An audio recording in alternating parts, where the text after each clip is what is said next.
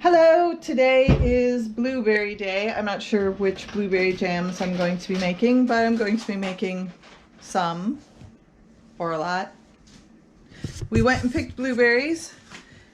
Just look at all these lovely blueberries. So this would be what? How big is this container? 11 inches or 27 centimeters by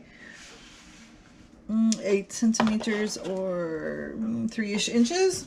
So we got that. We got another one just like it.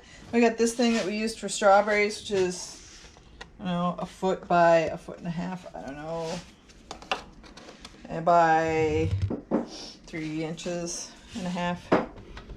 So we got a lot of blueberries. And we'll be doing stuff with them. We've also got some other things that we may, if we have time, be using as well. So more videos to come, I guess, with tasty fruit jams. Hi! I'm in the middle of cleaning blueberries, and I'm not quite done. Still have this batch to clean up, we have run into a minor problem. Oops! So we've got a batch here. Yay! That's one. Batch back there. Ooh, yes. 2 batches. This is going to be a new experimental jam. Woohoo! Yum, yum, yum. Going to include this and that and some more raspberries from the yard.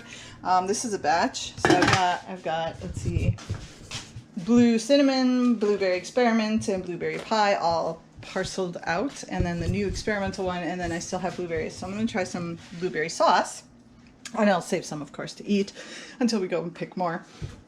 But there's a minor problem. These are all the jam jars we have left, because I don't really want to put my jam in pints because that's just too ridiculous. So, and this is not the first time, sadly, that this has happened. And so Steve is gone off to Fleet Farm where the jars are the cheapest.